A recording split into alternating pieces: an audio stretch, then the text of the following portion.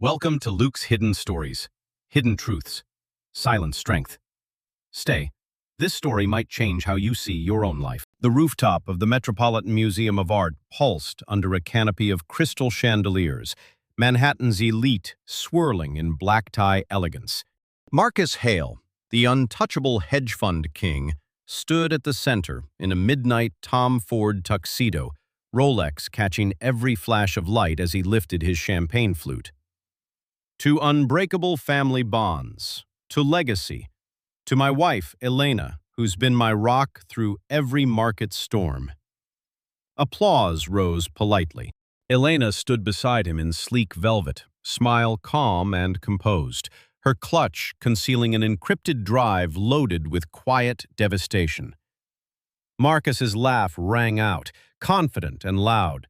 He had no idea that in 72 hours, the Hale name would unravel, live on camera, at the hands of the woman he had just toasted. Before I show you how one quiet wife dismantled the billionaire's empire in minutes, welcome to Luke's Hidden Stories. If you love stories where patience, truth, and quiet strength finally speak louder than arrogance, hit that subscribe button, turn on notifications, and stay with me. This one is worth every second. Rewind 8 years. The Hale penthouse commanded views over Central Park, floor-to-ceiling glass framing a city that once seemed to bend to Marcus's will. Elena Vasquez Hale moved through those rooms with the grace of someone who had learned to disappear in plain sight. She had been a rising forensic accountant at the IRS, the kind who spotted 9-figure discrepancies before anyone else noticed. Then Marcus pursued her at a charity gala with the same intensity he used to short collapsing stocks. 6 months later, they were married. He signed the prenup she insisted on drafting, clauses covering infidelity, fraud, and fabricated claims, all triggering asset forfeiture proceedings if breached. He had laughed it off. You'll never need it. Mornings began the same way. Marcus strode out of the master suite in a crisp Charvet shirt, already on AirPods, barking orders while Elena prepared his espresso. Black, no sugar, exactly 180 degrees. He rarely looked up from his Bloomberg terminal. "You're perfect at this," he'd mutter, as though praising a reliable assistant. Sophia, his younger sister, would sweep in from the private gym downstairs, designer athleisure clinging to her, smirking as she air-kissed Marcus. "Still playing domestic goddess, Elena?" "Adorable." She'd flash photos of her latest Hamptons weekend, yachts, private chefs, wires from the family trust that always seemed to land in her offshore account first. Elena would pour another coffee, nod politely, and slip into her study. No one ever asked what she did there for hours. No one noticed the faint blue glow from the second laptop she kept in airplane mode. The disrespect was never loud. It was precise, surgical. At family dinners in the Hamptons estate, Sophia would lean across the long mahogany table and say, "Marcus needs heirs, not a boardroom wife whose clock is ticking." The table would laugh. Marcus would squeeze Elena's knee under the linen, possessive, never tender. Elena never flinched. She sipped her wine, eyes steady, committing every careless mention of money trails to memory. The old IRS instincts had never faded. She began logging anomalies, not out of spite at first, but out of habit. Unexplained transfers, consulting fees routed to Sophia's boyfriend Derek Voss, a day trader drowning in gambling debt. Prenup Clause 17B waited patiently, a loaded mechanism ready to fire. Thanksgiving at the Hamptons compound was picture perfect. Roaring fire in the 12-foot stone fireplace, ivory linen tablecloth, crystal catching candlelight like captured stars. Marcus sat at the head. Sophia, in cream cashmere, rose and tapped her glass. "I have news. I'm 12 weeks pregnant." "It's Marcus's, from the lake house last summer." Gasps rippled. She turned to Elena. "We're sorry, but he's leaving you. It's time for real Hale blood." Marcus stared at his plate, jaw tight. No denial. Elena rose slowly. "Congratulations." She walked out past the gates into the November cold. No coat, no scene, just gone.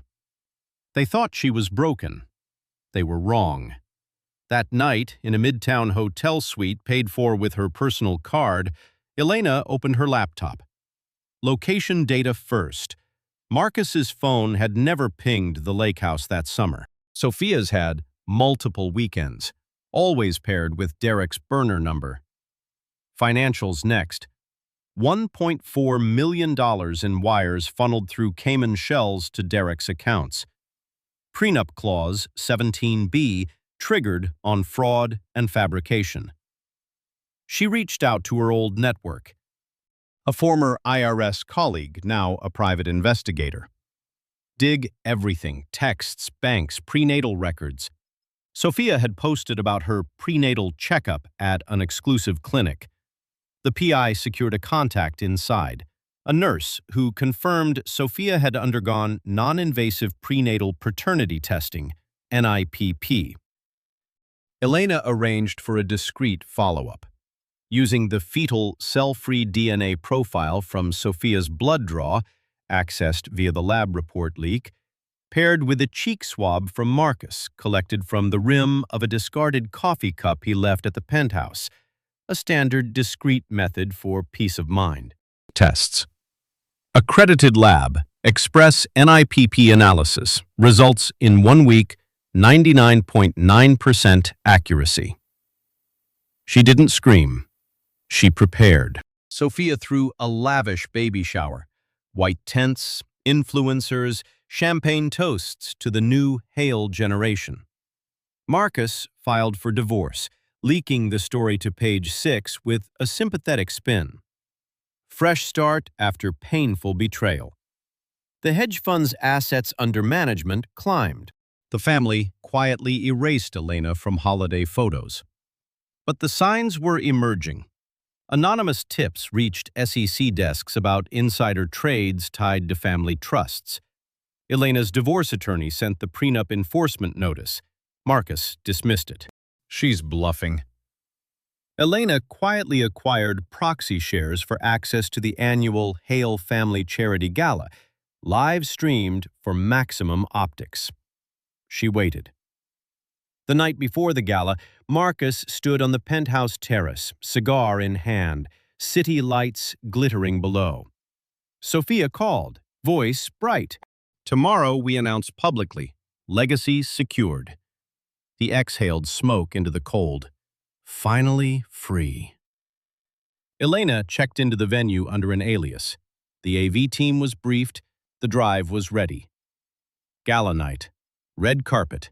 Marcus took the stage to keynote on family values and generational wealth. The lights dimmed. Elena stepped from the wings in a crimson Tom Ford gown that radiated quiet power. Marcus froze. She gave a small nod. The projector flared to life. First slide. NIPP report. Official lab seal, time-stamped. Marcus Hale. Excluded as father. Probability 0%. Fetal DNA matched Derek Voss. PI had obtained his discreet swab as well. The room inhaled sharply. Next, the $1.4 million wire trail. Cayman receipts. Then, audio. PI hidden recording. Sophia's voice, panicked to Derek. "I lied about who the father is. I'm pregnant with yours. But Marcus will pay anything to keep the Hale name clean.